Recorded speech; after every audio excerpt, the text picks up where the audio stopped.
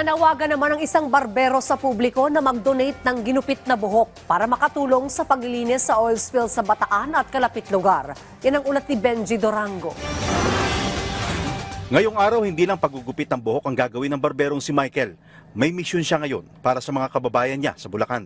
Trending ngayon ang Facebook post na ito. Nananawagan sa lahat ng barberya, salon at parlor na mag-donate ng ginupit na buhok para gawing hair boom o hair mat na gagamitin naman sa oil spill mula sa lumubog na barge sa Bataan. Ang grupong Greenpeace Philippines nagbabala na posibleng umabot sa Hagonoy, Bulacan ng langis na makakaapekto ng malaki sa kanilang kabuhayan base na rin sa kanilang sariling aerial shot. Nakita ang makapal at malawak na oil sheen sa bahagi ng Manila Bay malapit sa Hagonoy, Bulacan. Kaya mga tulad ni Kuya Michael, double time ngayon.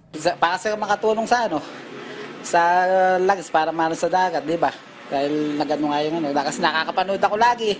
Sinamantala ko na rin yung pagkakataon na ito na makapagpagupit kay Kuya Michael. Hindi dahil sa mahaba na yung aking buhok, kundi gusto kong maging bahagi ng kanilang donation drive na makapag-donate ng buhok para mapanatili ang kaayusan at kalinisan ng kanilang dagat dito sa may Bulacan.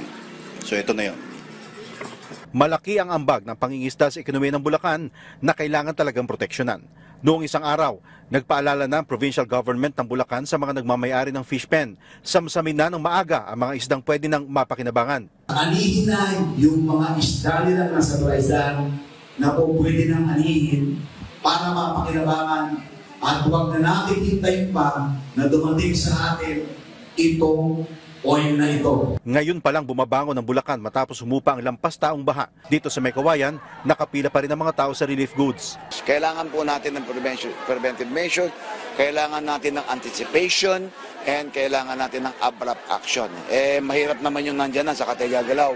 Pero sa report ng isang independent monitoring agency, lumihis pa Cavite ang oil sheen.